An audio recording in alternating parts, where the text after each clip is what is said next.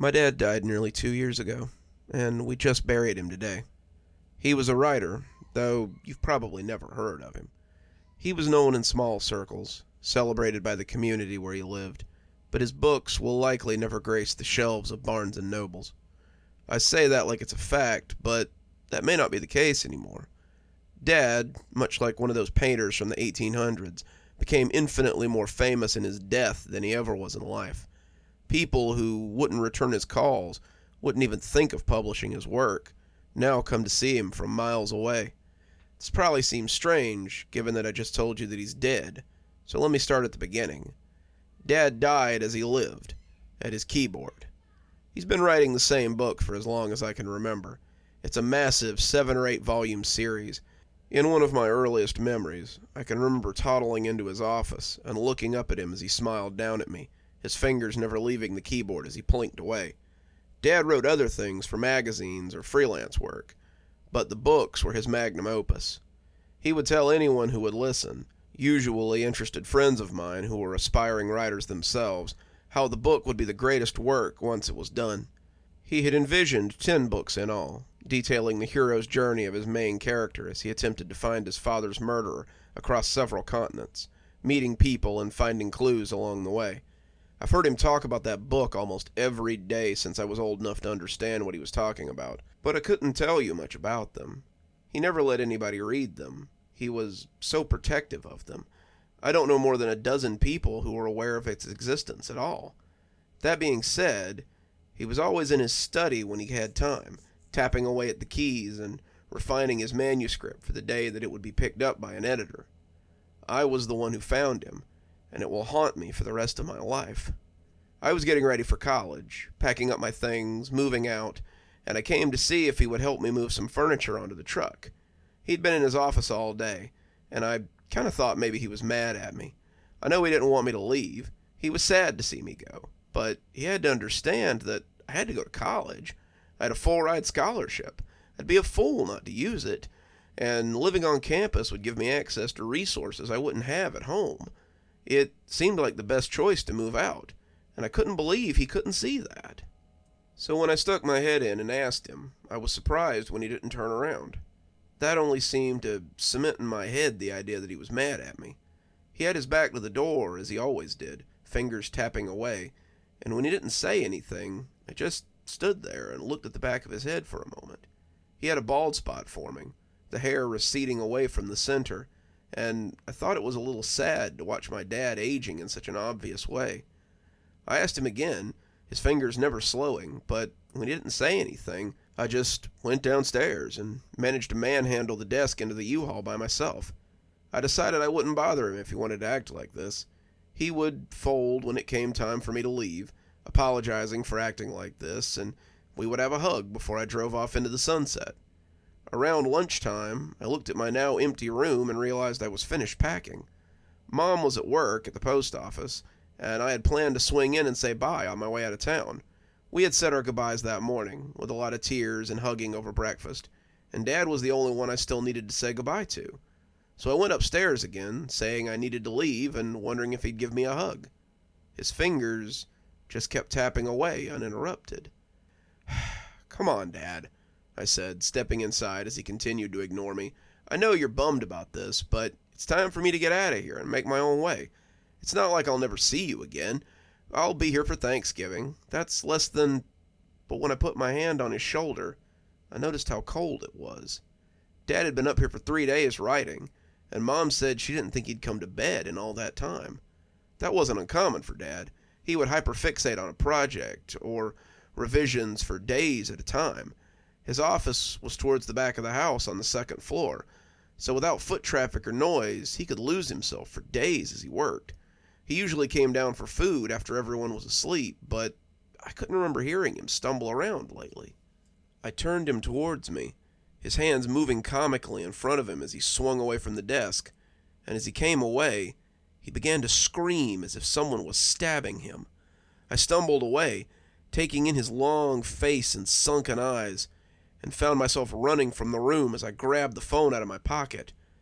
Mom said she'd be home immediately, and as I waited downstairs, I could still hear him screaming in his office. She came home in a rush, going up the stairs 2 at a time, and when the screaming finally stopped, I breathed a sigh of relief. When she came downstairs, she asked me to come to his office. I need to talk to you about something, and I think this should be a family decision. I came back to see that Dad was still staring at the screen of his MacBook, tapping away like we weren't even there. I don't know how to explain this, but your father's dead.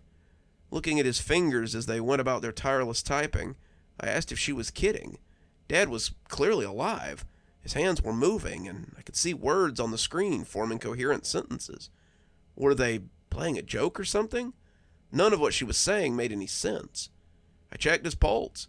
He has no pulse, no vitals. He's gone, sweetie. But it appears that he's not quite gone. She tried to move him, and as she turned him away from the computer, I could see his lifeless face as it turned to regard me. His jaw had been hanging slack, his eyes open and staring, and as his hands came away from the keyboard, he started screaming all over again. It was deep and tortured, similar to the one he'd made before, and without even meaning to, I turned him back to the keyboard where his hands started typing again. I asked her what was going on, and Mom shrugged as she tried to come up with a reason for this. His book was important to him. You know that. I think maybe once he finishes it, he might stop on his own. I can't explain what's happening here, but I don't want him to die with his work unfinished. Your father kept saying it wasn't ready, but I'm going to send the first manuscript to his editor. Maybe once he sees it and someone puts it into print, he'll finally be able to rest. Either way, let's keep this between us, okay? I want your father to pass on without regrets, don't you? I nodded, telling her of course I did. I wanted Dad to die in peace. Then do him this last favor, and don't tell anyone what you've seen here. Promise? I really didn't know how to feel about this, but I told her I wouldn't tell anyone, and she thanked me as she hugged me goodbye. I left in my U-Haul, unsure how to feel about the situation, but I kept the secret. I didn't come home for the next year. I came home for Thanksgiving, as promised, but the whole thing felt uncomfortable. Mom and I sat downstairs eating, her curious about how school was going, and me filling her in on my studies. As I ate turkey and tried to have a normal conversation over stuffing, all I could focus on was the tap-tap-tapping from upstairs. Mom had closed the door to Dad's office, something that I could never remember happening at any time in my life. But despite her best efforts, the tapping was still audible. There was a smell from the room at the end of the hall, and I was worried about her living in a house with a decomposing body. She said he hadn't decomposed much, but I think she might have been trying to spare my feelings. Worse than the smell, though, was the tapping. It never stopped. It sounded too loud to be from whole fingers. Despite this, Mom was in pretty good spirits. She said that Dad's first book was being edited, and his publicist thought it was likely to be ready for shelves by next year. He couldn't believe my dad had been keeping this gem to himself for so long, and I think that's when I really realized how few people Dad had shared his book with. She said the initial payment on the book had allowed her to pay some overdue bills, and she would send him the second book sometime next year. If I release them slowly, it won't seem so odd when he finishes, and I let them know that he's passed. I asked if his writing had slowed at all, and she said that he was typing all day and night. He never rests, and I've had to start sleeping in my noise-canceling headphones. The sound takes some getting used to, but I think I can put it out of my mind. I had meant to stay the week, but I ended up making excuses and leaving the day after Thanksgiving. The sound of the keys as they clicked away was becoming too much for me to handle. After that, I made excuses not to come home. I told Mom I had a paper due during Christmas and stayed on campus over the holiday. I took extra classes so I didn't have to come home on the semesters that I'd be able to take a break from. I still called her on the phone, but our conversations became shorter and shorter as time went on. The longer I was on the line with her, the more pervasive the clicking became, and it felt like I could hear it over the phone no matter where she was. Mom's mental state began to deteriorate as well. She'd sent the second book to his publicist, and he'd fast-tracked it after the first one had done so well. She deflected any sort of interviews or phone calls for Dad, telling them how shy and anxious he was. But people really seemed to want to pick his brain about the direction of the books, and they were becoming harder and harder to put off. She didn't sound like her usual self either. It was clear that she wasn't sleeping. She said the clicking was getting louder and louder the longer it went on. I tried to do some soundproofing on the office, but it never seems to help. I can't stand to be in there for very long. Even though he's looking at the screen, I can feel him watching me when I'm in there. I think I can hear something moving around at night, too. Mom took a deep breath, and I could almost see her looking in the direction of the office as she pitched her voice lower. I asked what she meant, afraid that maybe animals had gotten in to try to get at Dad's body. But she said it was just little sounds. You remember how he used to leave his office late at night to get food? Sometimes I feel like I can hear someone coming down the stairs in the wee hours of the morning. While I was listening to it the other night, I realized that I couldn't hear the keyboard anymore, and that scared me even more. She started crying then, and I think I had already decided to come home that weekend so we could sort this out. I hadn't come home in a long time, and I found a very different woman than the one I had found over Thanksgiving a year before. And why not? It had to be nerve-wracking, knowing you were sharing a house with a corpse. Mom looked like she had aged 20 years. Her hair, light blonde the last time I'd seen it, was threaded with gray and looked thinner than ever. Her skin sagged, and her eyes looked bruised from the bags under them. She was so thin to the point of emaciation, and I wondered if she had been eating. When she hugged me, I could feel her ribs pressing against me, and I decided then that something had to be done before I lost both my parents. I told her that we had to end this. I told her that we had to put him to rest, but she feebly resisted. He isn't done yet. He's still typing up there. I can't lay him to rest until he's finished. I asked her how long that would be, but she didn't seem to have an answer. I told her I was tired and wanted to rest, but after I heard her door close and the sound of her springs grumbling as she went to bed, I got up and went downstairs. I wanted to see what this thing was that was moving around after dark, and I knew just the place to hide. There was a small closet in the living room, a place for wrapping paper and old crafts Mom hadn't gotten around to yet. And after sliding some things around, I made myself comfortable and cracked the door. It took some time. I wished I had some coffee to keep me from dozing in the small, warm place. I was just starting to nod off, my phone showing 3:30 in the morning, when the landing at the top of the stairs creaked. Something glided down almost soundlessly, its body light as I pressed my eye to the slit in the door to see what it was. It was dark in the living room, the curtains drawn, but I didn't dare turn on my light. If it knew I was here, it might flee, and then I'd have nothing to report to Mom in the morning. Luckily for me, it jostled right past the closet door, and the creature was impossible to miss. It was thin, almost lacking dimensions, creaking as it ambled into the kitchen. I held my breath as it disappeared into the dim space, but the pale head was hard to miss. When it turned to look at the closet from the kitchen doorway, I feared I'd made a noise. When those empty eye sockets fixed on the door, I covered my mouth with my hands. When the creature creaked its way into the kitchen and disappeared from sight, I tripped out of the closet and made my way less than gracefully back up the stairs and into my old room. If it heard me, it didn't stop at the door to comment. Only then did I come to the same conclusion that my mother had, realizing what was missing from the silent house. The tapping had stopped. We called the police the next day, me threatening to call them myself if Mom didn't. I didn't know what that thing was I'd seen the night before in the kitchen, but I couldn't very well leave her alone with it. She just nodded and picked up the phone. I think she was ready to call them, honestly. She lived with Dad's corpse for 2 years, and even she had to agree it was time to end it.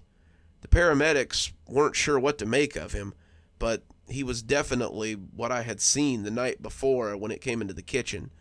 He had almost completely rotted, but his bones had moldering flesh still attached in places. His scalp had some hair clinging to it. The bald spot I had noticed was still visible, but we had taken his hands off the keyboard before they got there. When we had taken him from the computer, his scream was little more than a wheeze of protest. He had no vocal cords to scream with, but still, he protested. The police had questions, but I think Mom managed to convince them that it was all harmless. She said that when he died, she had just gone a little bit crazy. She couldn't cope with him being gone, so she just pretended he was in his office, typing away on his novel. I told them that that was what she had told me for months, and I think they believed me. Dad's remains were taken to the funeral home, and it goes without saying that his funeral was a closed casket affair. As we sat on the front row, though, I heard something that would haunt me until I went into the ground myself. Dad may not have been able to scream, but it seemed his work went on regardless. As I sat there with Mom, my mother sobbing as she heard the all-too-familiar sound, we both heard the low tapping of those bony fingers smacking against the lid of the coffin. I can only assume that they still press against the lid even now, my father's last story worn into the wood of his coffin.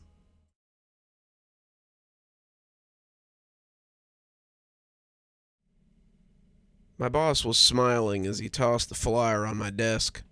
I could see Jasper and Marcus turning to smile at me as well as I picked up the notice and scowled at it. I've been at Farseer News for about 6 months now, but it's far from my first brush with journalism. I used to write for a news source in Washington. I won't name them. They probably don't want to be brought into all of this. And before that, I wrote for my college newspaper. That's where I received my degree in English and journalism. And that was back when my future seemed bright. I worked as a journalist for 6 years, but that was before everything went to hell.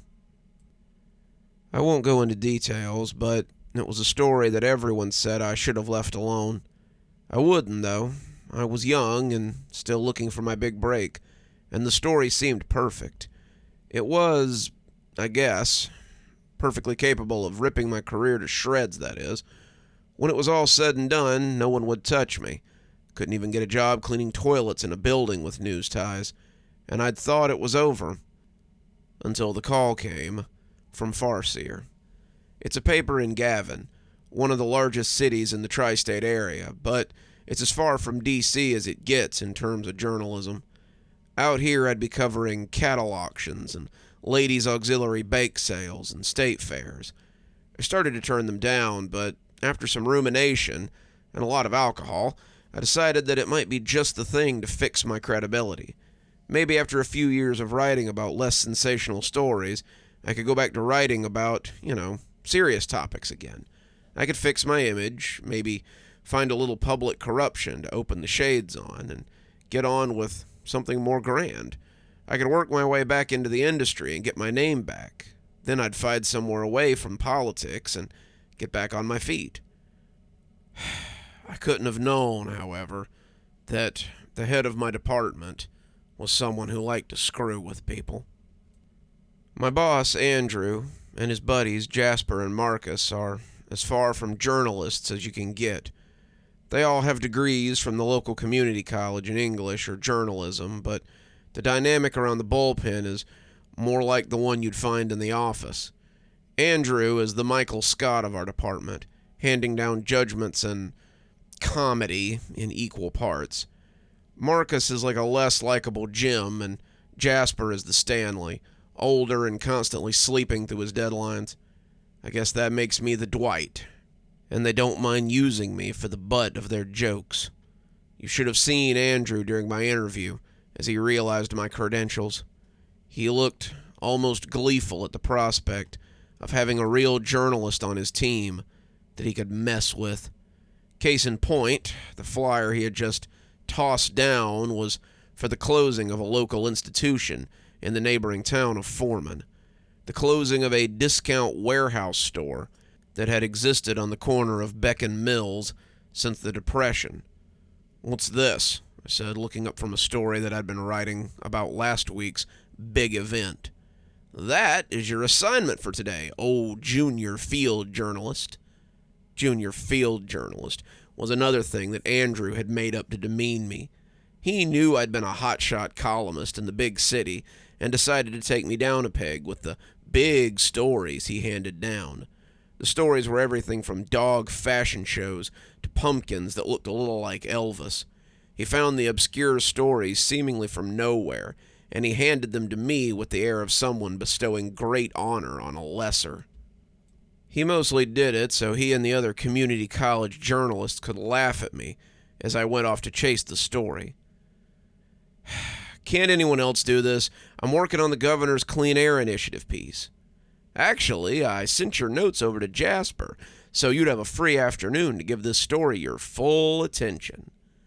I ground my teeth and listened to my molars groan like sails in a high breeze. You did what? No need to thank me. I mean, it's not every day that a historic institution like the Discount Warehouse goes out of business. We want your full attention on this story so you can tell us all about the last great sale on this time capsule of Americana. Feel free to use that line if you like, he said, walking off as Marcus and Jasper snickered at me.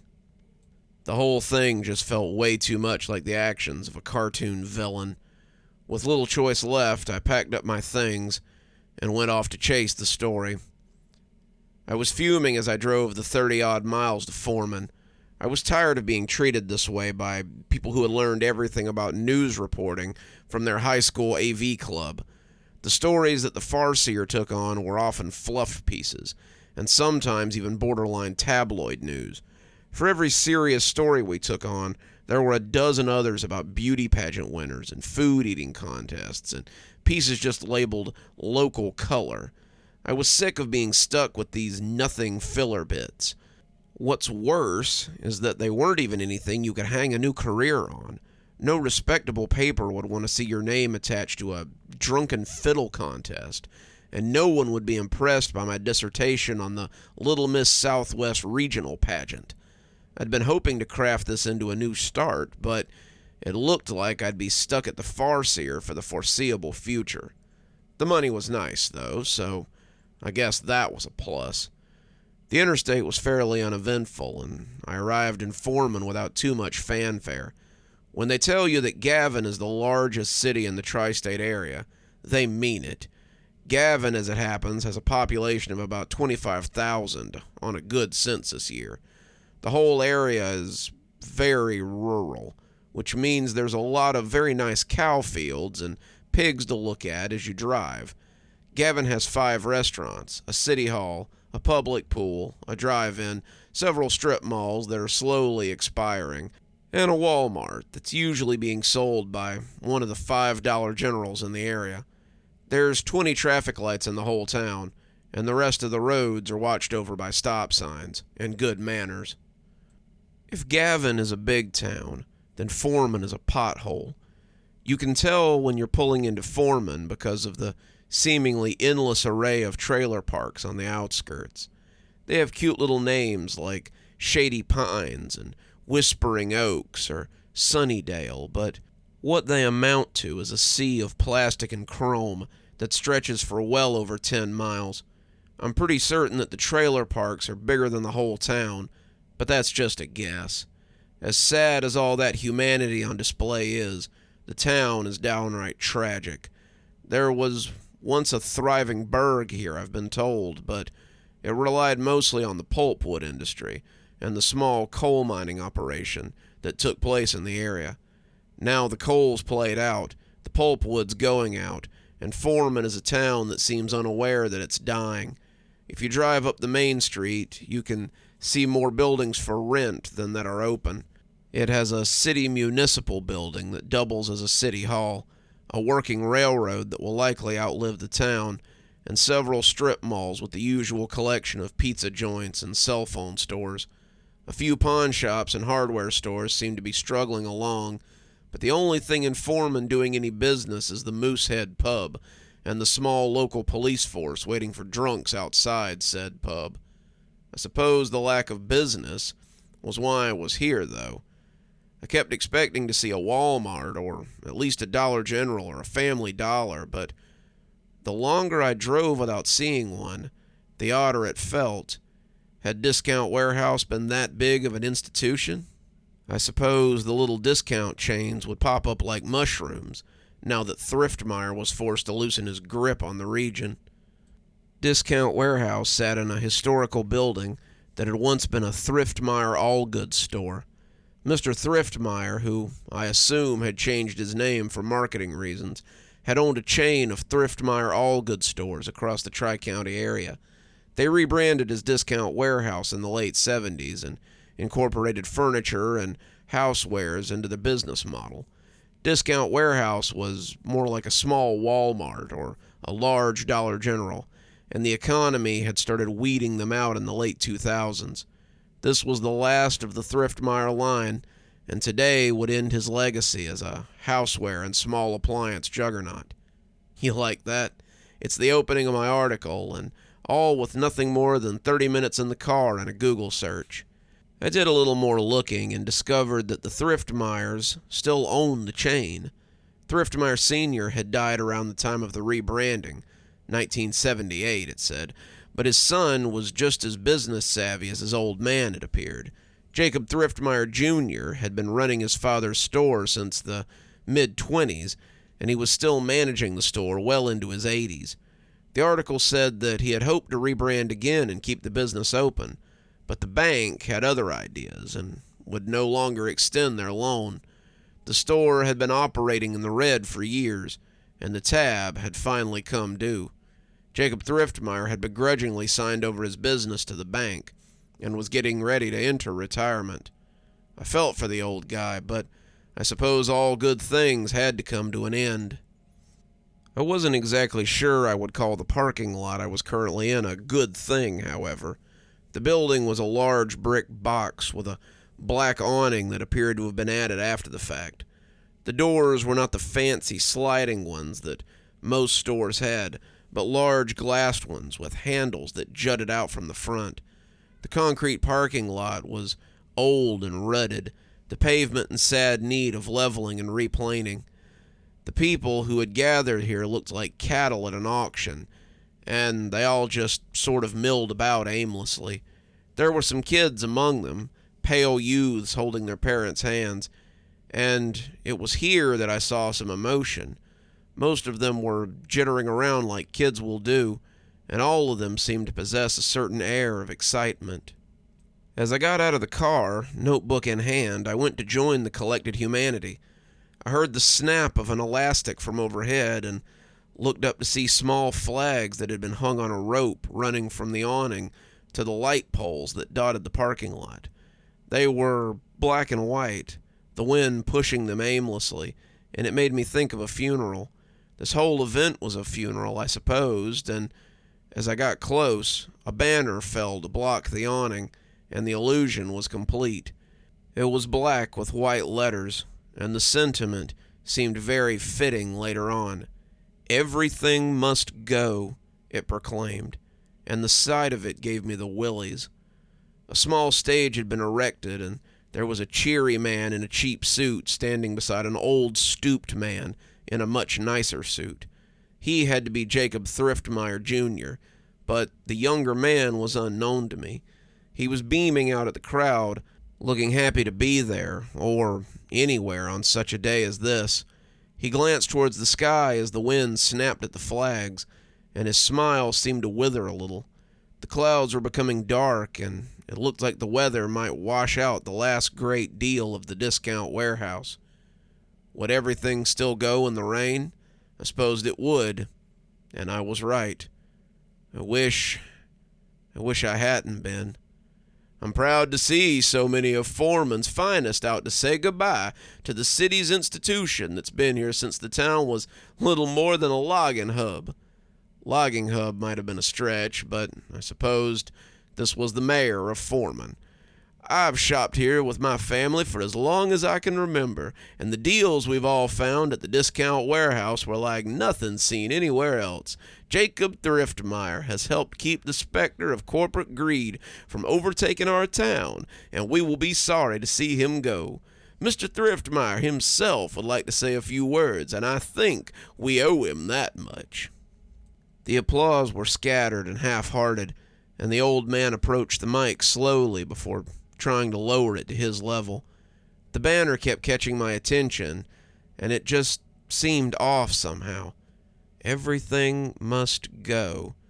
I'd never thought about that statement before, but it was a little foreboding if you looked at it in a certain light. The kind of light that hovered around here, for example. Everything must go. If everything went, then what would be left? Would Foreman remain? Would Gavin be safe? How much would be left behind once everything had gone? The reedy voice of Jacob Thriftmeyer, Jr. brought me back to the stage. "Thank you, Mr. Mayor. My father opened up Thriftmore All Goods a year before the Great Depression sunk its claws into this country. I have strived to keep his legacy afloat, but it seems I have failed. I have failed this town. I failed all of you. And now we must pay the price." I furrowed my brow as I took a shorthand missive of the speech. This was a weird one, even for the ramblings of a geriatric store owner. The people seemed as confused as he was, but the children seemed to know already. While the parents stood in polite boredom, the children were looking around with what I thought was excitement, but I quickly realized was fear. Their neck hair was up for some reason, and they all seemed on the edge of fleeing.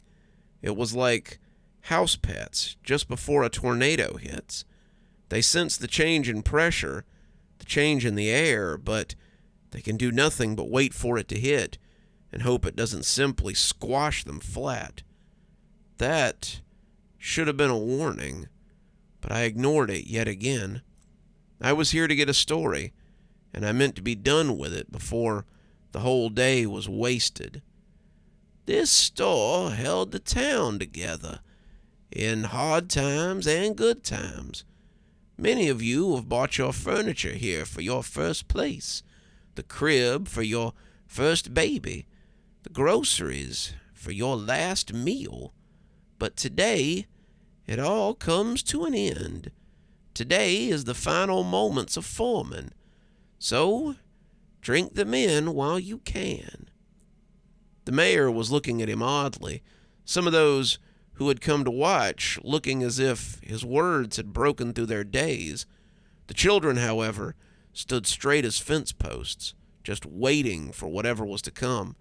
They seemed to sense the portents, and I remember thinking that some of them might make it out, though I didn't know why the thought had occurred. Make it out of what? What would they need to escape? "I'm sorry to be the bearer of bad news, but this store has not existed on its own for all these years.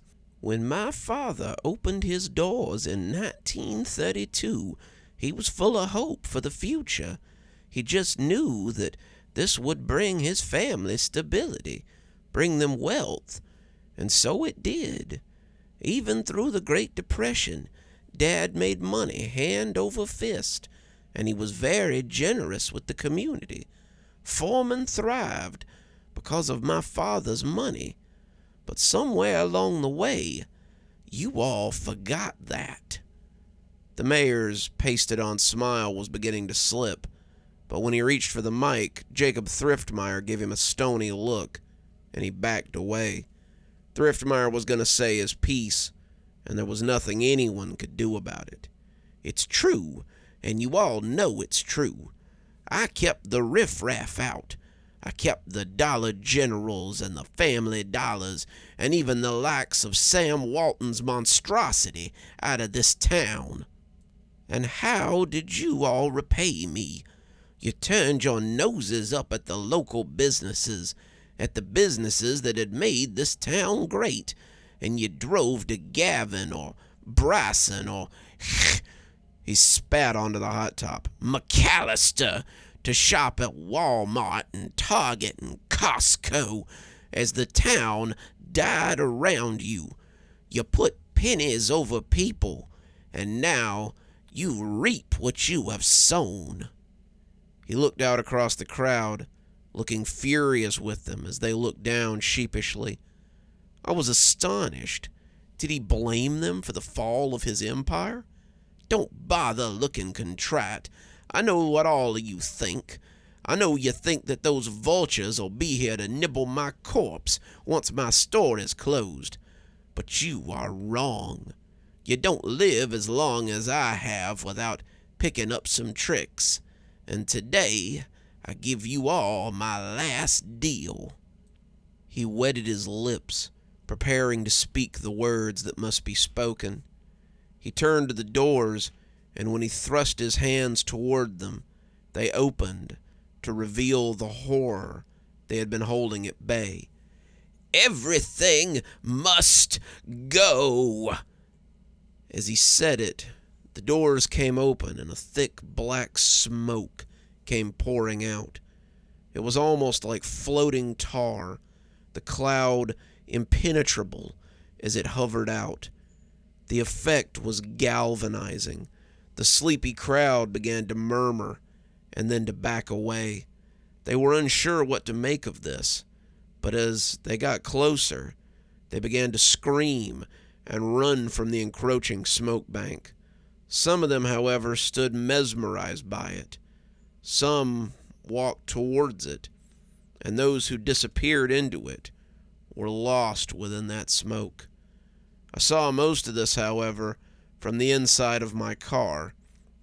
The final declaration, the negation of the town itself, had moved me as it had moved the doors, and I was bringing my car to life before I realized I had moved at all. The car seemed sluggish to start, the engine making a sleepy grinding noise as it came to life, and before pulling away from the store, I looked back at the old man as he stood atop the podium. His hands were raised in exaltation, his eyes cast skyward, and as the cloud pressed against his back, I thought it might reject him for the briefest of moments. Then it gobbled him up, along with the stunned mayor, and I was leaving the lot on squealing tires. As I drove out of town, I saw the smoke rising behind me. It swallowed the town in a plume of thick gray death, but it seemed I was the only vehicle leaving town.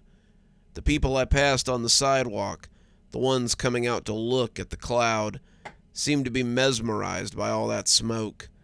They didn't run like the others had, the ones out in front of the store, and I was tempted to stop and shout at them. I wanted them to run, to escape the smoke, but most of them seemed to have accepted their fate. The farther I drove, the more I feared that the smoke would never stop and would simply engulf everything. Every mile I drove, the less I believed I would make it home. When I made it to my apartment, it hardly filled me with a sense of serenity. I'm on the couch now, my phone ringing off the hook as the office tries to get a hold of me. They want to know the same thing the news anchors want to know. What happened to Foreman? They say the town is simply missing, the smoke cloud having cleared to reveal raw earth and nothing else. The streets, the buildings, the trailer parks, the main street, everything was gone. It had been removed down to the dirt, and no one seemed to have escaped whatever it was that had happened. They were looking for witnesses, for anyone with information, and my boss and his friends seemed to be doing the same. I guess I was the only one who'd seen what happened, and it was something that would stick with me for a long time. I don't know what to do now, but I know one thing for sure. The sign didn't lie. Everything had to go, so everything went.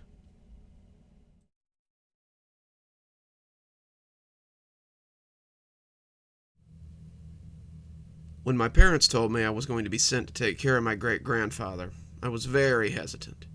My great-grandfather, Iman Franger, celebrated his 110th birthday in December. Not that anyone had been invited to his party. Actually, there had been no party, because my great-grandfather was a shut-in.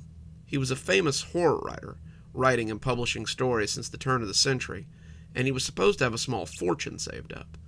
As such, he lived in a Mary Shelley-style house out in the middle of nowhere, toiling away at his latest work of terror. My mother had 5 sisters, and all of them had been trying to get the highly coveted spot in Great-Grandpa's will. But so far, none of my cousins had managed it. It wasn't like I wanted any of his money, but Mom was insistent. She had been after Great-Granddad's money, just like her sisters, since her early adulthood, and now it seemed that her time had finally come around. Since all my other cousins had struck out, this seemed to be her chance. She told me to go and spend the summer, and maybe some of the fall with him, and see how things worked out. Bring some of your writings with you. Maybe that'll get you in good with the old man. And that was how I came to be on my great-grandfather's porch in mid-May, preparing to stay until nearly Halloween. The house was an old 3-story that I knew was nearly a mansion from the few times I'd been there as a kid. There were 8 rooms, 5 bathrooms, a kitchen, a study, and of course my great-grandfather's office on the 3rd floor. Sometimes you could see him through the large bay window as he sat up there, hard at work at the old typewriter he favored. He had once sat close to the window so that he could look out and perhaps be inspired by the forests or the lawns that surrounded his property. Now, it appeared, he preferred a spot away from such distractions. I rang the doorbell and was unsurprised to hear the lock click open electronically. Great-Grandpa kept no staff. Before I'd been born, a few of his caretakers had turned up missing, and after several searches of the home and property, Great-Grandpa had finally just dismissed his staff and lived alone. He had mostly relied on the kindness of his relatives, or just done without for most of my life. He was very reclusive, and I wasn't really looking forward to spending the next 6 months in his company. I'd been preparing a manuscript to send off for publication, and I figured that I would have little time for revisions if I was too busy tending to my aging grandsire and his monstrous house. Looking back on it now, I see that I really had no idea what was in store for me. The house had a musty look to it, like some old Gothic construction from one of Great-Grandfather's novels. I don't know if this was intentional, but it gave the place a very uncared-for look. I had to wonder what my cousin Leslie had actually done here when he stayed for 8 months last year. The floors were dusty, the drapes in the kitchen were growing a fine crop of mold from a leaky window, and the whole place just had a very dank smell about it. Given the house's age, this was no surprise. The house was well over 100 years old, and had been both my great-grandfather and my grandfather's ancestral home. Now, it was little more than a hulking relic that sat waiting for my great-grandfather to die so some construction company could turn it into a strip mall. A speaker crackled in the foyer, and the buzzing sound made me jump a foot. "Don't just stand around counting the silver. Come up to my study. I have orders for you." Even at 110, it sounded as though he hadn't lost the steel in his voice. So I climbed up the 3 flights of stairs, wondering how my great-grandfather made it up and down these stairs every day. He must come down to eat, I reflected. He hadn't had anyone to help him since Leslie had left 6 months ago. As my young, sturdy legs made the climb up the creaky old boards, I reflected that I was nearly winded as I came to the 2nd floor landing. I would soon become quite intimate with those steps in the months to come, though. My grandfather sat in the topmost room, a room that had once been the attic. The 2nd set of stairs had been built just for him, and they were steeper than the original set by far. As I came up the stairs, I could see my grandfather's desk and the battered old wing-back chair he had owned since I was a child. The desk and the chair sat in profile, and it was like a scene from a movie. The camera would start a slow pan in and mount the stairs, and the audience would see the back of the red upholstered chair and hear the clicking of the keys. He sat hunkered there like a gargoyle, arthritic fingers tapping away at the keys of his old battered typewriter. The sound was skeletal somehow, like bones against ivory. He kept right on clocking away as I stood a respectful distance behind his chair, not wanting to get off on the wrong foot with this ancient writer that I must share quarters with for the next few months. The attic room was the size of a normal studio apartment, and appeared almost Spartan in its furnishings.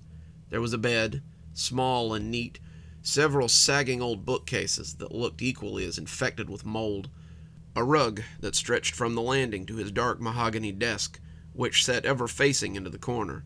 He had once faced it towards the large picturesque window that looked over his property, but now it looked only into the corner, as though someone had put my ancient grandsire in time out.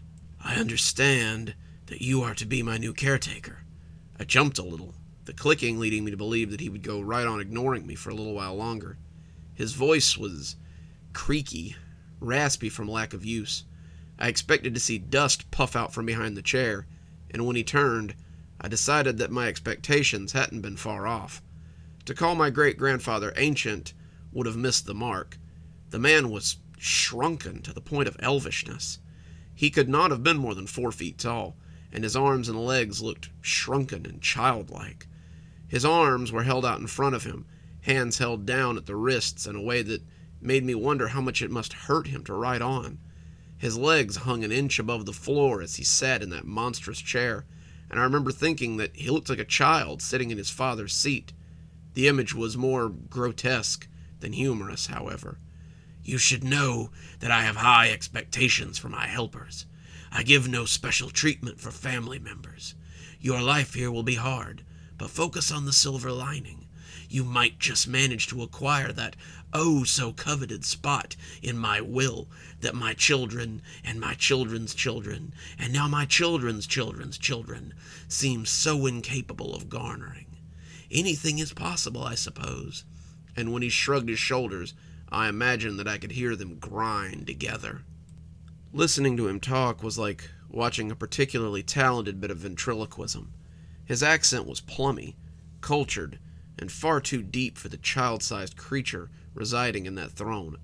I expected someone to poke their head out from the back of the chair any minute now, and laugh, saying how they had gotten me. When we both ended up staring at each other for the next few seconds, and no grand revelation was revealed, he went on. He told me about his meal schedule first. He ate breakfast at 5, lunch at 11, and dinner at 6. He subsided almost entirely on Campbell's soup, of which he had a large supply in the pantry. There were 7 different flavors of soup, one for each day of the week, and every month there was a number I would call to have more delivered. He told me that I could make a list of food I wanted as well, and that they would be delivering it to the house with the order. "Just keep the bill under $500 a month," he droned. "I would like to remain in funds until I die." He bathed every night at 7. While he assured me that he didn't need help bathing, he would need help getting to the bathroom, into the tub, out of the tub, and back to his room. I was to put him in the tub and then leave until summoned again. He would be fully dressed again, and when I arrived, I would help him back to his room. His schedule, other than that, seemed to be writing. He wrote sometimes for 18 or 19 hours a day, and would often write well into the night if the mood took him. He rarely slept, he told me, and I would likely find him napping in his chair if I needed something early in the morning. He slept most often between 2 a.m. and 5 a.m. I was not to disturb him or make any noise between those hours whatsoever. "When you're my age, you find you just don't need to sleep as much as normal people, but I won't have the little that I do get disturbed by your needless clatter." My duties, other than feeding and bath time, were my own. I would like the house swept once a week, the windows opened once a week to air out the dust, the drapes taken down and washed once a month. I have a sneaking suspicion that feckless cousin of yours didn't accomplish any of these things, so it's likely a mess down there. I do not own a TV, nor do I have internet. There is a phone in the kitchen that you may use if you should need to, and while I do have electricity, I expect you to turn the lights off behind yourself. I seem to recall that your cousin Winifred racked up a $400 power bill while staying here, and I ejected her for it. So long as you follow my rules and keep the house, I suspect I will ignore you for your stay here, and you will have no hardships. He dismissed me after that, and thus began my time in my great-grandfather's house, a time I would come, in later years, to regret undertaking. It first began with the typing. My grandsire hadn't lied. He wrote 18 or 19 hours a day, and the keys of his typewriter were loud. You could hear him typing away from anywhere in the house, and the noise became a constant background drone. Using my hotspot on my phone, I was able to get some writing done, and my proofreading was coming along very well. It was slow, and the signal out here was poor at best, but I plucked away at it as dutiful as I could, despite the distracting sound of all that clacking. The sound almost seemed to scuttle, worming its way into your ears like phantom fingers as you sat trying to concentrate. I tried playing music, I tried using earbuds, but no matter how high the volume, the sound seemed to clatter against my senses like a badly played piano. I began to become rather sympathetic for a certain Poe character, having my own telltale heart clattering at all hours of the night. On sunny days, I would even take my laptop out onto the lawn and get some work done. Though it defied all logic, I imagined that I could hear that typewriter even on the porch or on the way to the mailbox down the lane, easily a half-mile from the house. I know how it sounds, but I also know what I heard, and it invaded not just my waking hours, but my resting hours as well. That's also how the dream started. Sometimes I would dream that it was me sitting in that big old chair, typing away for hours on end as the words just came sliding up the paper. In my dream, the paper was never ending. It simply rolled on and on as it came out of the typewriter. The words rose like a tree in the forest before my very eyes. My fingers would clack endlessly on the keyboard, my young, strong digits becoming withered like great-grandfathers as I typed my life away. I was always in front of that big bay window as I worked, watching the fireflies out in the woods as they frolicked. Sometimes, though, I would catch a glimpse of myself in the mirrored glass and jolt awake as my great-grandfather's face looked back at me. Then there was the whispering. The whispering had likely been there from the start, but I didn't pick up on it for several weeks. Great-grandpa didn't own a vacuum, so I was stuck sweeping the floors and taking the drapes outside to beat them with a broom. Fortunately for me, carpets were not all the rage at the turn of the century, and Great-grandpa had hardwood floors throughout. I was sweeping the second floor when I heard a spidery whisper coming from the stairs at the end of the hallway. It was nearly unintelligible, the voice the thinnest of whispers, but my great-grandfather was unable to match it in his response. "I won't. You can't make me. You don't even know if he could take my place. It doesn't matter. I won't curse him with the same life I've been cursed with. Stop whispering in my ear and let me finish." Then came the loud crash of keys resumed, and Grandpa ignored whoever had been whispering to him. I thought about it as I swept, unsure what to make of it. Who had he been talking to? More importantly, who had he been talking about? I knew that he had no phone up there. If he needed something, he always called down the stairs, and the whispering had sounded like it was coming from right inside the room as opposed to a phone. I shook it off as the senile ramblings of the old and troubled man and went about my chores, wanting to get them done so I could return to my own work. That was the first time, but it wouldn't be the last time I heard those whispers. I began to hear them in more than just Grandpa's study as well. They began as something like the scrabbling of mouse feet, a skittery noise that scrabbled across my senses sometimes. The longer I listened, the more I heard, and what I heard was frightening. They whispered about far-off places and foreign hellscapes. They whispered about terrible devils and ancient evils, all of which would win in the end, despite the hero's best efforts. I heard them sometimes in my sleep, a place I could not escape them, and they often filled my dreams with terrible prophecy. The work was literally the third indication that something was amiss. While Grandpa's genre had always been horror, I was more interested in fantasy and YA. My current manuscript was a puff piece, something to get my name on the desk of an agent or a publisher so I could work on more groundbreaking fantasy. My story was good, warring vampire clans and a romance that was trying to blossom amidst the chaos, but it was nothing new. It was a safe bit of YA pseudo-fantasy, the kind that had a built-in audience and was fairly safe. The longer I worked on it inside Grandpa's house, though, the darker the story began to become. Characters began to die more often, backstories became less teen-friendly, and a shadow fell across what had been a fairly light little book up until that point. A lot of my time seemed to be spent fixing changes I had made the day before, and I was getting frustrated with the shifts in tone that seemed to be trying to take place in my story.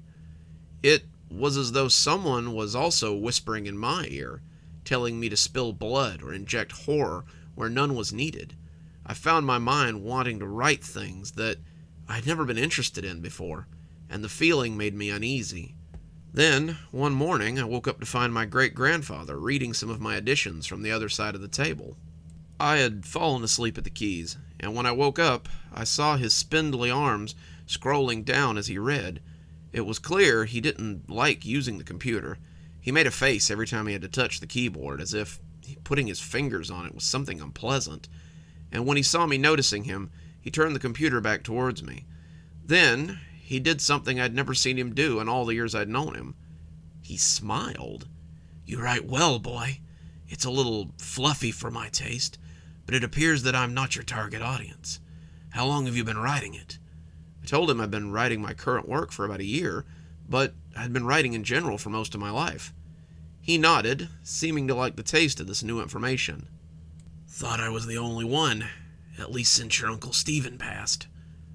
Then he slid out of the chair, his feet barely making a sound as they touched the floor, and ambled back upstairs.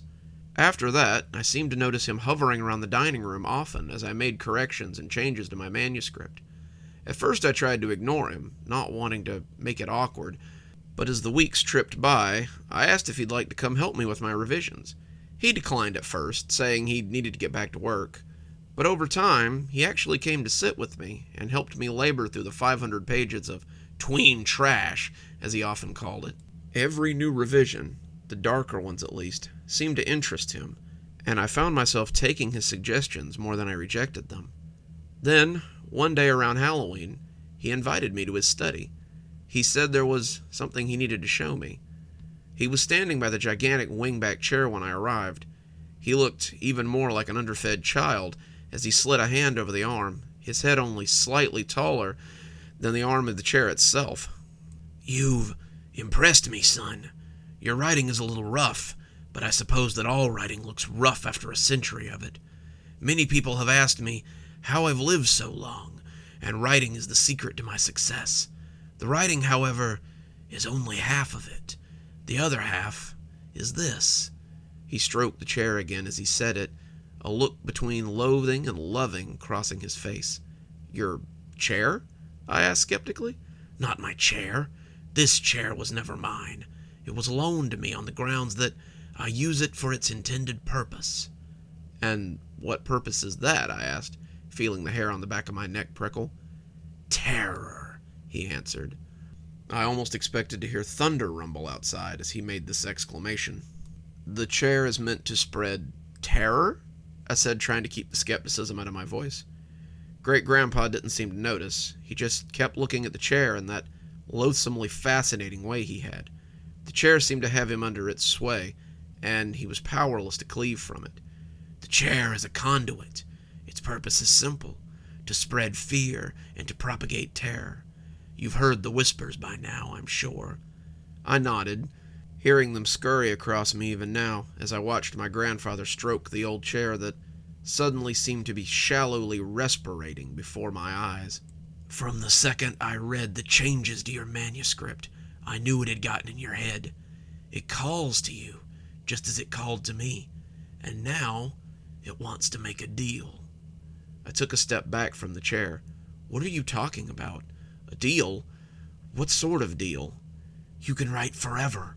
Write as much as you want, and your work will make you the kind of money that puts normal men to shame. All you must do is sit in this chair and let it work through you. You can do that, can't you?" I wanted to refuse him, this grinning skeleton in his slowly, but now visibly respirating chair.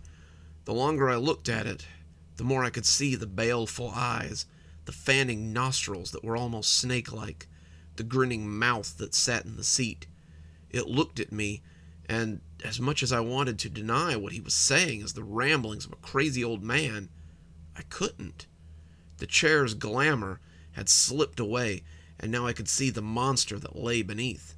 "Come sit," he beckoned. "Come sit and let it show you its power." I didn't want to.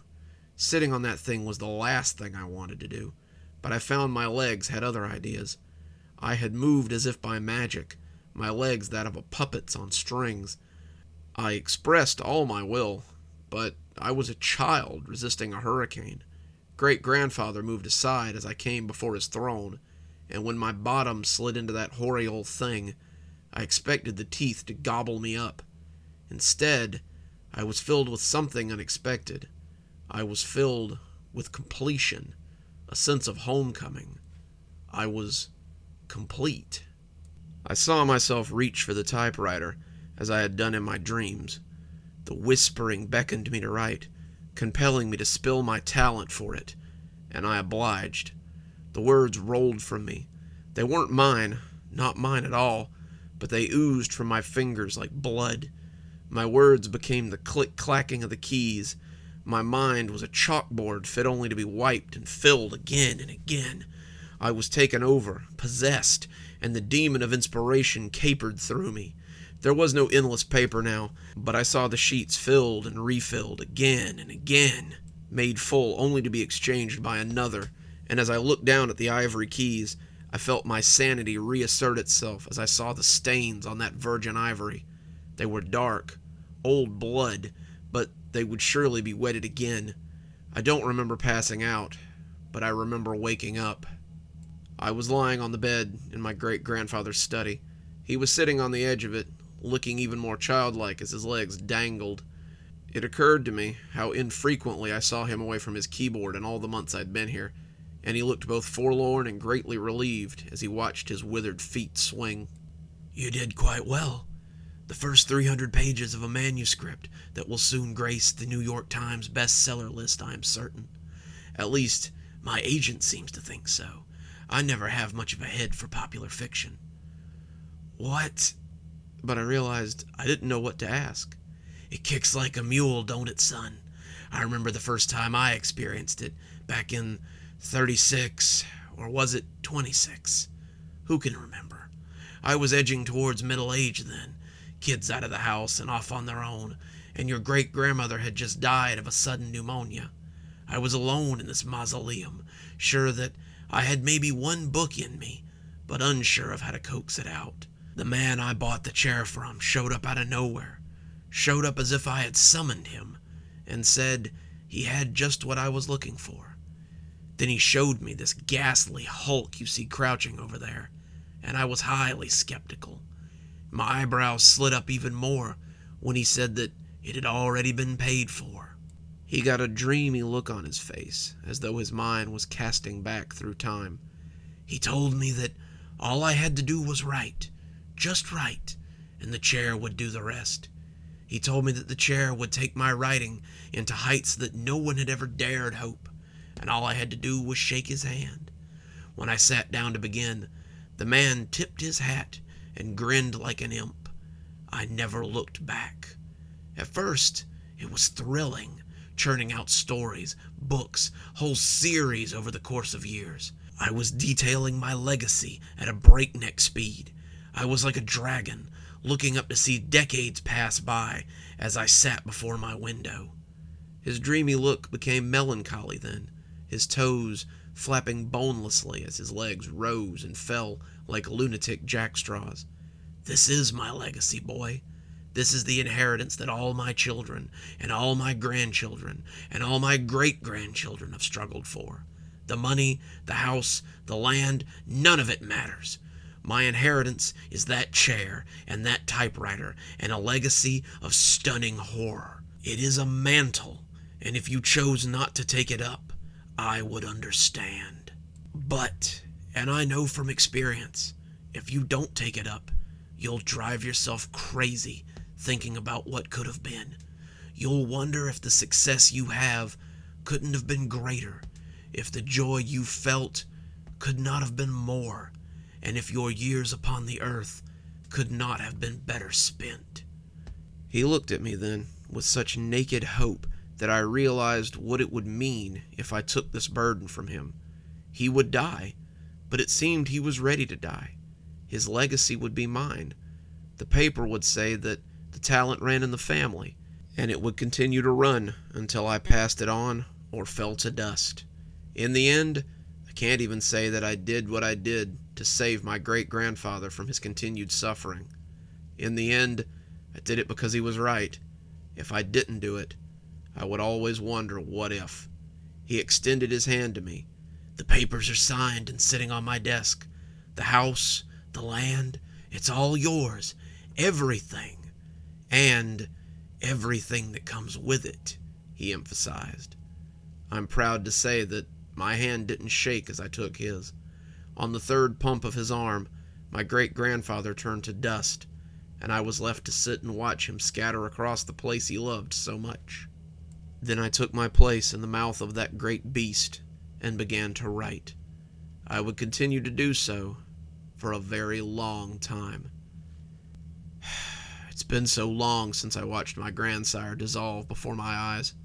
In that time, I've been the most prolific horror writer of my age. I've built up money like some old dragon, sitting on my wealth as I hunker on my hill.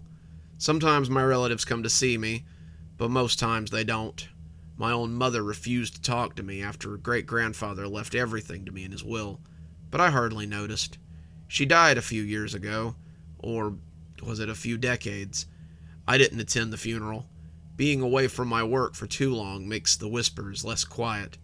I travel some, as my grandfather must have done in the beginning, but I never stay away for long. The stories must be told, the conduit must be maintained, and I must remain the keeper of this black lighthouse. It takes a toll, though, to be certain. I understand why my great-grandfather slept so little. If I cannot continue to expel this darkness, it pools inside me, and the vivid nightmares often bring me screaming back to reality. The bags under my eyes have become luggage, and yesterday I glanced up into the window and thought I'd seen a ghost. The old man that looked out from it was withered and sunken, and I thought that great-grandpa's ghost had returned to torment me. I see now why great-grandfather moved into the corner after a time. I'm not entirely alone, though. My cousins have gone on to have children of their own, and sometimes they send them to me, as I was once sent. One of them, a girl named Katie, is on her way now. I've heard that Katie is a rather prolific poet, and said to be quite talented. We shall see what the chair makes of her. Who knows? Perhaps I might be allowed to stop too before long, and bask in the comfortable blackness that awaits me as well.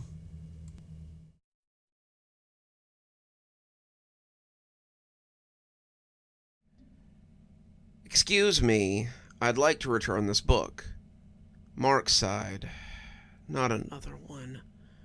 I'm very sorry, ma'am, he said, turning around on his stool to find the short redhead already looking unhappy. But all sales are final. She was tapping a copy of Wind in the Willows on the desk, and Mark grimaced as he saw the cover bow a little. When Mark had opened up this used bookstore, his retirement, he liked to joke, he had expected simple days of reading, writing, and enjoying conversations with fellow bibliophiles. What actually ended up happening was a constant stream of book collectors, people looking for deals, and homeless people looking for somewhere to use the bathroom. He'd been here for less than a month, and everything seemed to be going wrong already. Case in point, this mysterious thing with the books. He opened Wind in the Willows and knew what he would find inside. The beautiful illustrations of Toad Hall were there, but the words were gone. Some of the words were there, he noticed, as he flipped through the pages, but the majority of them were gone. This was the 10th book like this he had received in as many days, and it was becoming a big problem. He couldn't sell the books with missing words, and he shook his head as he opened the register and took out the $5 the lady had spent on it. I'm so sorry, ma'am. I have no idea how this keeps happening with these books, but I mean to get to the bottom of this. The lady nodded, mollified. See that you do, young man. I had bought it for my grandson, and he was very disappointed to find it in such a state. Mark nodded, but quietly suspected that her grandson hadn't given much of a damn about the book. Most of the child customers didn't have the attention span for anything without pictures. Wind in the Willows was probably not on his radar, and the little goblin would have probably preferred the Captain Underpants books he had on the display rack near the graphic novels. Mark waited until she was gone and moved out into the shop proper so that he could look through some of the books.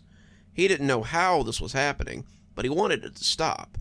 Words suddenly missing from books was bad for someone who paid the bills off the backs of bibliophiles, and as he started pulling random books off the shelves, he was alarmed to see that the tales of adventure around Toad Hall were not the only casualty. After an hour, he found 3 Dean Koontz novels, a couple of John Grishams, and 3 Stephen Kings, one of them a hardback copy of Firestarter, and about 7 more from writers he wasn't as familiar with that were either missing words or missing whole chapters. It was infuriating, especially since he didn't understand how it was happening. He could understand if the books had been wrecked, but the books were often in perfect condition, except for the missing words. The copy of Firestarter could have gone for $25 to $45, and there wasn't a dog ear or a coffee stain to be found on it. Mark threw it across the store, pouting like a child as someone walked in and found him sitting in his little pile of ruined books. "Geez, Mark, have a little more respect for the written word." Mark cast his best unimpressed expression at Wayne before tossing a John Grisham at him, which he dodged. "I've got all the respect in the world for the written word. I just don't understand why it chooses to treat me like this." Wayne opened up the copy of Firestarter, the corner now dented in, and tutted as he looked over the pages. "That's really weird. How long's that been going on?" Mark slumped against the shelf, closing his eyes as he tried to fight off the headache that was building. "'Bout 2 weeks. Wayne stroked his chin, humming in a very convincing manner. Wayne was known in a lot of bookseller circles as a practicing wizard. That was the nicest thing that he was usually known as, and a lot of them called him a nut or a crazy. Wayne also had a pretty substantial following online, running a paranormal podcast and doing a lot with the local ghost hunting community, so he had money to burn. Wayne liked him. They had hit it off after a few encounters, and now Wayne came in almost every day. "Could be something supernatural," Wayne said, looking over the John Grisham that Mark had thrown at him.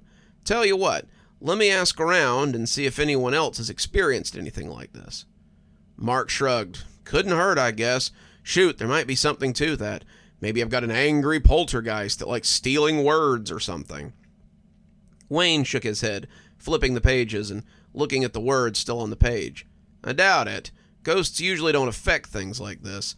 I guess anything is possible, but I've never heard of a ghost stealing words from a book. I don't know. I'll ask around. Maybe it's something I can help you with." He took the copy of Firestarter with him, with Mark's blessing, and Mark started cleaning up as he moved the damaged books to a box behind the counter.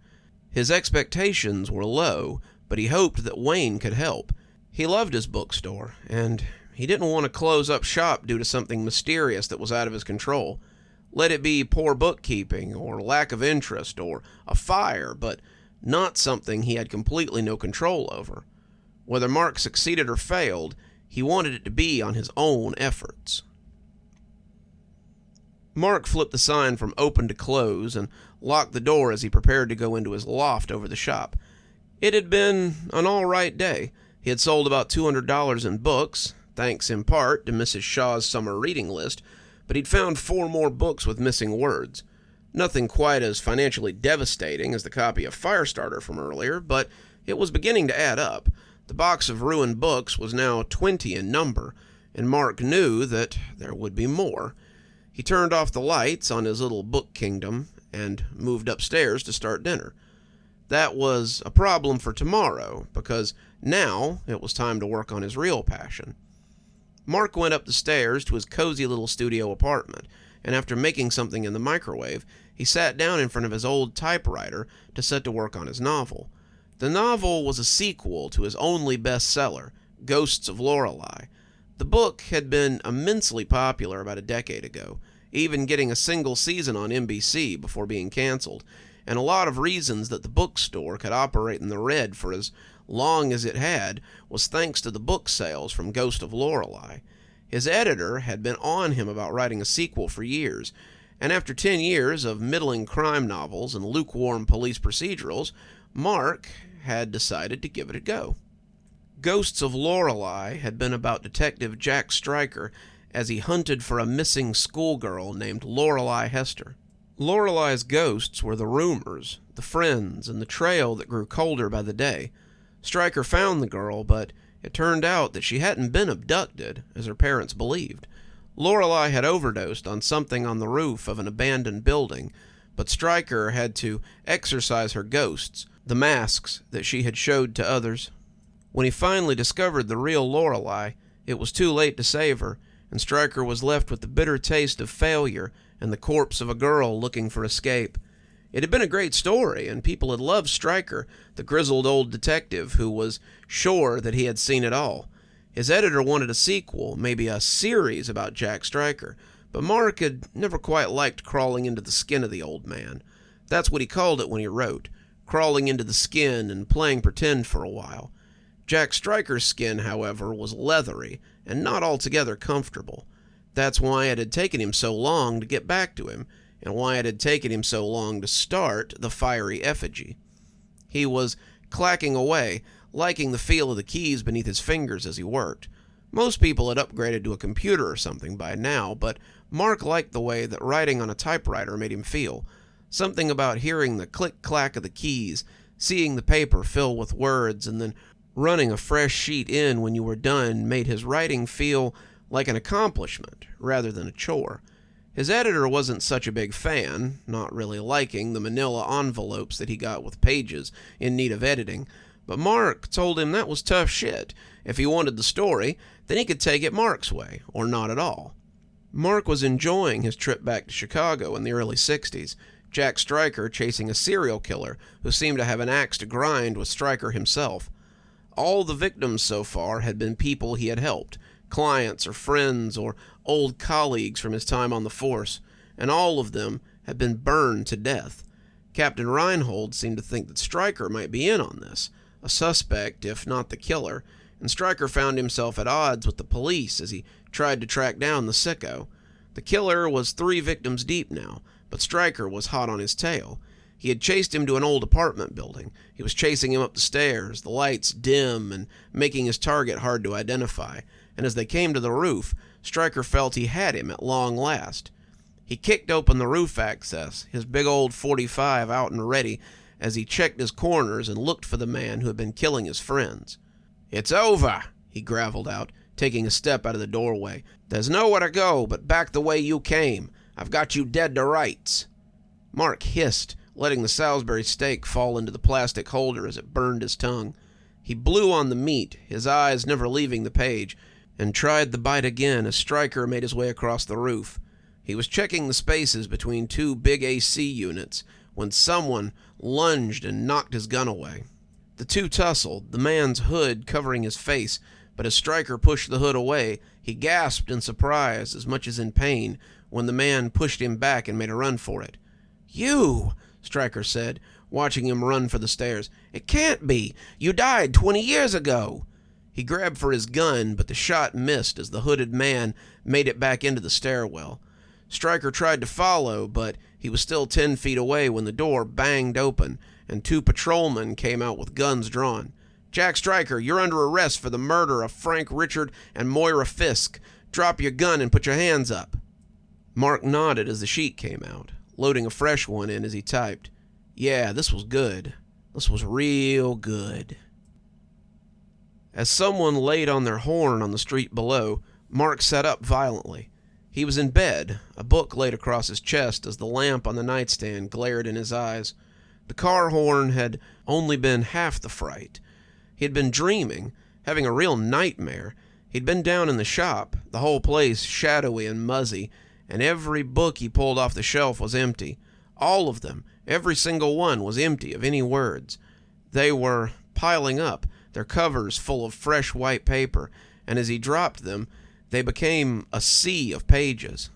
They churned and bucked, threatening to swallow him into the inky depths, and just as his head had threatened to go under, he had woken up with a start as the car horn blared. Mark looked at the clock and found that it was about 5:30. He could get up, make some breakfast, and write for a few hours before he had to open up the shop. Last night he had written so much, getting through the interrogation scene and Stryker's escape from custody. Now he was on the run, trying to find the killer before the cops caught up with him. Mark figured he was about 75% done, in the home stretch now, and he would soon send it all to his editor for final proofing. 20 minutes later, a breakfast sandwich in his hand, Mark sat down to start writing the search for the killer. Stryker now knowing who it was, but not sure how to find him. He had a fresh piece of paper in the typewriter, glancing down at the manuscript before freezing in pure dread. He picked up the top sheet, the start of Chapter 9, and his hands shook as he looked at it. There were holes in the paragraphs, gaps where the words had been neatly removed. "How?" he whispered, his hands shaking so badly that he thought he might tear the page. "How can this be?" It was one thing when it was down in the shop. There was no way he could go over every piece of inventory to make sure it was whole. But this was something he knew had been completed. He had written this. This was his. And now it was like moths had come in the night and eaten holes in it. Mark was shocked, outraged, and as the paper ripped near the middle, he forced himself to put it back down. He would have to recreate it. He would need that sheet to get it just right. He didn't know what he would do, but Mark knew that he had to do something. The bookstore was his retirement, but this was his livelihood. He had to protect this by any means necessary. "Excuse me," said a young fella, and Mark saw him flinch as he turned to look at him. Mark must have looked a mess, but that was to be expected. He'd been writing like a madman for the last 3 days, and for those 3 days he had been sending his work off at the end of each session. Sometimes this facilitated a trip to the mailbox at 3 a.m. Sometimes it left him tired as he opened the shop the next day. But it was worth it, if it saved his manuscript. His agent likely thought he was losing it, and maybe he was, but it kept whatever was doing this from eating his work. I was just wondering if you had any of the old Star Wars paperbacks," the kid said, stuttering a little as Mark cast his bloodshot eyes on him. "Third row, middle shelf," Mark growled, turning back to his computer screen as he furiously worked on his inventory. It wasn't hopeful. Mark had discovered about 15 books over the last 3 days, and the box was becoming fuller and fuller as he went on. He had lost about $500 of stock so far, and he knew that there was more to be found. The kid came up with a few books, one of them going into the box as Mark discovered that it had been ruined too. The guy wanted to buy it anyway, and Mark lifted an eyebrow as he handed it to him. The guy was leafing through it, looking at the holes in the paragraphs and shaking his head. "That's wild. How did you do it? I've never—" But he stopped as he glanced at Mark's face. Mark had been holding out his receipt, but it had gotten crushed in his shaking fingers as he glared at the kid. "You think I did this? You think I would do this to my books? Who the hell are you? Get out! Get out now!" Mark was unaware that he was shouting, but he couldn't stop himself. The guy might as well be accusing him of murder, and when he ran out of the store with his books, he nearly bowled over Wayne as he ran out. "Huh," Wayne said as he watched the guy take off. "You having a fire sale or something? Deals must be good. That guy practically sprinted off." Mark shook his head, pointing at the box of books. "Where have you been? I thought you were going to get me some answers. I'm losing books by the day here." Wayne put his hands up. "Easy, hoss. Apparently what you've got is pretty rare. It isn't something that a lot of people know about, and I had to look pretty far to get you answers." He took a little book out of his pocket and opened it to a marked page before laying it on the counter. Inside were a pair of mischievous-looking foxes, words hanging from their mouths, and they appeared to be eating them. The words ruin or rune were written above them, and Mark thought the name was pretty fitting. Even so, he looked at the page skeptically. Are you telling me that foxes are stealing my words?" "No, not foxes. Runes, or ruins. Translation wasn't very clear, but it's definitely something like that. They're from Germanic folklore, little creatures who eat written words. They also collect secrets and will ruin archives and libraries.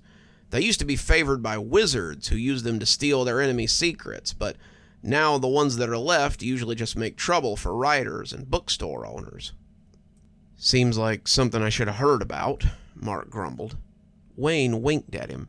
"Hard to, when the little buggers eat most of the accounts of them." "Okay," Mark said, still not believing any of it. "So, how do we get rid of them?"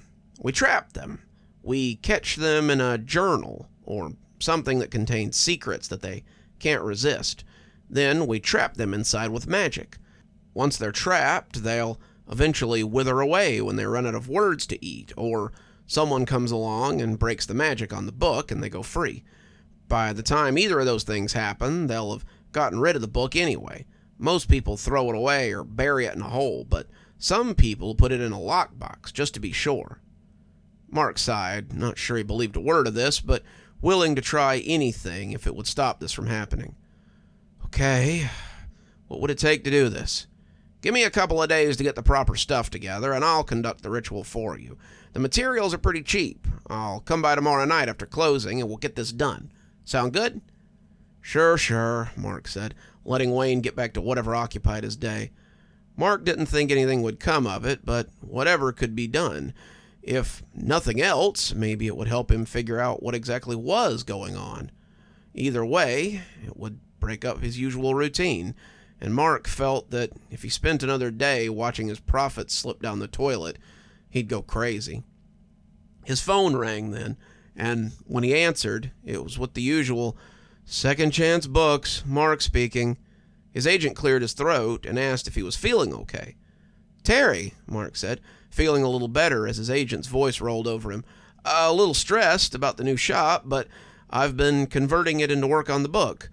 Why, is there something wrong with the new pages?"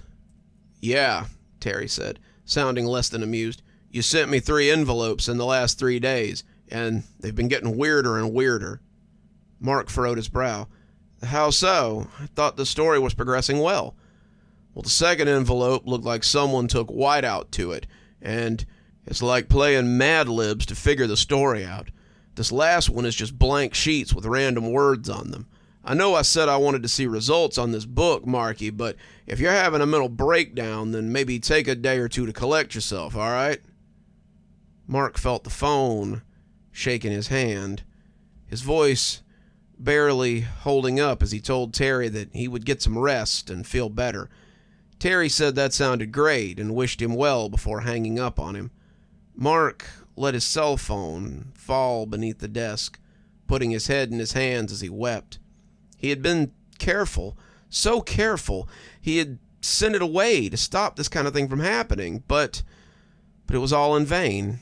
They had gotten his manuscripts anyway. They had eaten it up, and they would do it again. Mark found himself thinking of the ruins or runes as something real now, and as he wept, he wondered what he was going to do. If this ritual or whatever didn't work, just what the hell was he going to do? When Wayne arrived the next night, he found the store closed. He knocked, and when Mark answered the door, Wayne could tell he was drunk. "Geez, Mark, you had it a little early, aren't you?" Mark shrugged, but he didn't deny it. In reality, he had spent the night before drunk and had simply carried over into the next day. He had been beside himself as he tried to figure out what to do, and the whiskey had been an easy outlet. Mark had never been a big drinker, but he found it soothing to fall into a comfortable numbness. He had come out of it just in time to remember that Wayne was coming over around 7, and he had stumbled downstairs just in time to hear him knock. He let him in, and Wayne produced a Mead notebook from his coat. "I collected some secrets from my counterparts. Some of them are pretty juicy, too. If this doesn't draw them in, then nothing will." He passed the notebook to Mark, telling him not to open it as he sketched some symbols on the bar. Mark watched the lines bulge and swirl as his head reeled a little. There were squiggles inside the circle, ancient-looking letters and strange crabbed swirls, and as he finished, he bit his thumb and dropped some blood into the center. To Mark's amazement, the circle glowed faintly, and when Wayne took the journal and positioned it in the center of the circle, the two stepped back like hunters from a trap. "Now we wait," he explained, but it didn't take long. It was like watching graffiti move, and Mark thought he might be hallucinating. He saw these sketches of foxes moving across the counter. Some looked like pen, some looked like pencil, and there were even a few that looked like charcoal prints. They were in many different styles and skill levels, and they all made their way towards the book. They entered the pages, eating the secrets, and when the last of them hopped in, Wayne struck. He lurched forward and slammed the book shut, the symbols burning themselves into the notebook. Mark heard a small scream from the counter. Wayne waited for the burn marks to stop forming before picking up the notebook and holding it out to Mark. "All gone. You should be fine now." Mark started to reach for it, but felt like he didn't really want to touch it. He told Wayne to take it, and the man seemed happy to oblige. He said he had hoped to study the little creatures, and as he left, he was humming happily to himself. Mark was just glad to be rid of them, and he felt better than he had in days. Mark jerked awake again, almost certain that the last 4 days had been a dream. He was lying in bed, a book across his chest, and felt like maybe he had been dreaming everything after the car had woke him up. If it hadn't been for the hangover, he might have even believed it. He had celebrated a little more after Wayne had taken the ruin away. Or was it rune? Mark couldn't remember, but he was glad they were gone. He had reached down to close the book when something caught his eye. Someone had doodled a little animal on the edge of the page, a dog or something, and Mark wondered how he'd never seen it before. When it moved off the page, still clutching a word in its mouth, Mark realized the truth. It landed on the floor, and Mark rolled off the bed and gave chase. It was like a cartoon, the little pencil-drawing fox easily escaping him as he ran after it. Mark didn't know what he would even do if he caught it, didn't know if he could catch it, but he knew he was mad. They had been caught, trapped in the journal, and the thought that one had been missed pissed him off mightily. It would get away and make more, and then they would continue to torment him. He had to nip this in the bud, get it before it could escape, and as it slipped under the door, he thundered down the stairs after it. He came into the shop, still livid, and that's when he saw them. The ruin, or rune, or whatever it was, disappeared into the shop, but the shining eyes of multitudes looked back at him in the light spilling from the stairwell. There were so many of them that Mark knew they would never get them all. It was hopeless. They would never stop, not unless he stopped them. The gasoline went up as it took hold of the bookshelf, and Mark laughed in his stupor as they burned. It was like a roach infestation, he thought, as it caught the dry books. Better to burn the whole nest and start over than spend months or years fighting them. He laughed like Nero as he watched Rome burn, and it wasn't until it was too late that he realized he was trapped. That made him laugh all the harder. It looked like the fiery effigy was him in the end. Stryker's story would never be told, and he would take it with him to the grave. Before he passed out, Mark thought that at least these little terrors wouldn't have his final story. He had ruined it all himself, and hopefully took them with him.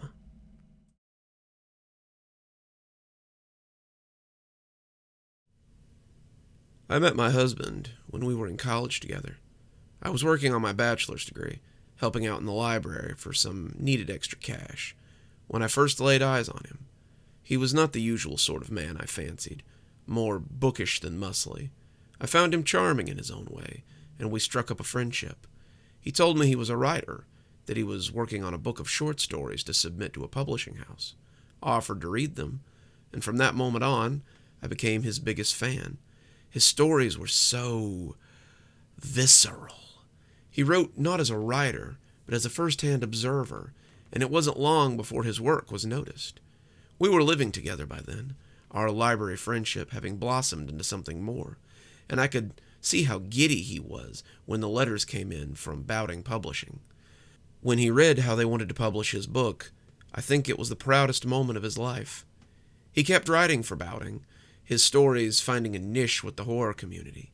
He also started selling his pieces to magazines and online sources, getting his name out there and becoming more recognizable. As his fame grew, however, he still jokingly called me his biggest fan. I couldn't argue with him. I genuinely loved his work. He wrote the sort of stories that were genuinely terrifying and enticed the reader to keep reading until the very end. As his stories grew in number, I found myself curious about where they all came from. My husband, we'll call him Michael, was a mild-mannered fellow who had never really experienced anything horrifying in his life. He described his childhood as benign, no broken bones or funny uncles. His family was loving and doted on him constantly. He had never been without. He had never really suffered, and I found myself very curious about where all these nightmares came from in such a beautiful mind. Then, over drinks one night, he told me. He didn't like to talk about, where he got the stories from, not when he was sober. He always said that discussing the creative process was boring, or that his story's technical aspects would bore me to tears. I wasn't fooled, though. Beneath his jokes was something colder, something fearful. So one night I pressed him. He still didn't really want to talk about it, but I persisted. Finally, after a lot of coaxing and some strong whiskey, he all but blurted his answer to me. I wish now that I hadn't asked. "It's the door," he said, and at that moment he seemed almost afraid of his own words. The door? I was confused by the queerness of his answer. What do you dream about?" He asked the question so suddenly I was taken by surprise. "Oh, I don't know. Normal things, I guess. What I did the day before, movies I've watched, weird things my mind cooks up. I've only ever had the same dream my entire life. It's always the same. It never changes. It's where I get all my ideas." I leaned forward, intrigued by what he was telling me. He seemed emboldened by my attention. "The door lies in space. At least I believe it must be space. It floats in a great void, and every night I visit it. I float through this void naked, an umbilicus connecting me to whatever lies beyond. Every night I approach the door, and every night it whispers to me through the keyhole. Do you remember the little journal on my bedside?" I nodded, begging him to go on with my eyes. "I've trained myself to write the things I hear while sleeping. Sometimes I see pictures or faces when I look through the keyhole. Sometimes I hear terrible words spoken by creatures I imagine to be beyond my description. Sometimes I have to close my eyes and will myself awake because I'm afraid that the things they tell me will drive me insane. When I wake up, I read what I've written down, which becomes my stories." I was shocked. "So all your stories come from this big door in space?" He smiled at me. "It sounds silly when you say it like that, but yes, everything I've ever written was spoken to me by something on the other side of that door." I didn't think anything of it the next day. We'd been drunk, and he had just spouted off something to make me shut up. I was sure of it. I became more aware of his journal, though. Sometimes at night he would wake me up with the scratch of his pen on the page. I didn't like to look at him when he was writing it. It was like something otherworldly had taken his strings and was using him without his permission. Watching him write in that fugue state made me feel uncomfortable, and I took measures not to be awake while it was going on. I didn't think anything else of this, not until about 3 months ago. That was when he started having the nightmares. His work had always been creepy, always terrifying, but now it took on an alarming quality. He began talking about creatures that lived beyond the door. These creatures sounded more than a little Lovecraftian, and he was assured that their presence on Earth was an affront to the natural order. They came and went, their arrivals marked by some with great portents, and their battles had shaped history. The stories weren't the only thing that changed, though. He began to sleep poorly. His sleep had always been placid, peaceful, but now he thrashed and mumbled in his sleep. He whimpered in the night about the pale lady or the green man and the riotous red that surged like blood. The words he wrote in his journal were unreadable, a foreign language, but he sat and scribbled them, transcribed them every morning like a dutiful follower of some religion. He began to change. His eyes bore huge bags. He was jumpy and unsure of himself, and more than once I caught him catnapping fitfully during the day. His writing, however, was more in demand than ever. The magazines he wrote for wanted more stories about these strange old ones. His editor wanted to publish a compilation of them at once. He had no lack of material for the book, but I began to get worried about his health as he proceeded. We had been married for 2 years then, just starting to make a life together, and I was afraid that his candle would burn out before mine. I asked him one night to stop writing the stories. He was at his computer, typing away dutifully, when I made the request. He turned his head to look at me, haunted eyes boring into mine, and laughed for the first time in weeks. It wasn't his laugh, though. The laughter was jagged and full of despair, humor shared only by the damned. He laughed like a madman. I can't. If I stop writing, they won't like it. Who? I asked in confusion. The ones behind the door. They've marked me as their chronicler. I can't stop until the job is done. These things are killing you. Can't you see that, Michael? He slumped over his keyboard, resting his head against it, making a line of letters as he did so. Don't you think I would if I could? If I could stop, I would give so much to stop. The things they tell me, no one should have to know these things. It's fruit from the poison tree, and I wish I did not have the knowledge that they've given me. Then stop, I said suddenly. Just stop writing. Tell them you refuse to write their story. He looked horrified. Refuse them? I've never refused a story before. What if it stops the door from working? I turned him in his chair and pulled him to me. The door is in your mind, love. The way it manifests is nothing more than your own mind working through your stories. The monsters are of your own making. You control them. They don't control you. At that moment, he looked relieved. He hugged me back and seemed on the verge of tears. I don't think he had ever thought of those nightly excursions as anything but in a literal sense. He had never imagined that these things could be of his own creation, and the knowledge had made him feel free. I'll tell them tonight, then, he said with a smile on his face. I'll tell them that I don't want to write about them anymore. I'll tell Fred that I don't want to continue these stories in the morning. He won't like it, but he'll understand. He went to bed then, and I figured that would be the end of the nightmares. I was wrong. He woke me in the middle of the night, screaming. The back of his hand hit me in the face, and I rolled awake to the sound of him screaming. He was thrashing around, clutching his stomach and kicking his legs frantically. I tried to wake him. I know everything says not to do that, but I wanted him to wake up. I slapped his face. I threw water on him. I screamed his name, but nothing worked. Someone banged on the door, but I ignored them. I tried in every way I could to help my husband. Finally, he helped himself. We were in the ER. The knocking person had called the paramedics, and they had burst in. They thought someone was being murdered, but they loaded him up and took him straight to the hospital when they saw what was going on. He lay in an ER bed, screaming and kicking until they finally restrained him. He went right on thrashing and yelling until nearly 4 a.m. Then he gasped loudly, like a diver coming up from a deep depth, and seemed to come awake. They cut my umbilicus, he said in a tone of the most profound sorrow. They moved him upstairs later that day. The doctor who talked to him was afraid that he might hurt himself, and I was a little worried too. For the next 2 days, he sat strapped to a hospital bed, fighting sleep. He couldn't sleep, he told me, because he would have no way back without his umbilicus. I would be lost forever, and my consciousness would float forever in that void. He told me how he had told the thing behind the door that he would no longer write its story. I had assured him that it was all in his head, that it was a product of his imagination. When it had burst through the door and screamed, he knew it was all too real. He had run then, fled across the void, but the creature had wings and it had chased him. It defies description. Its legs were equine, its head like living rock.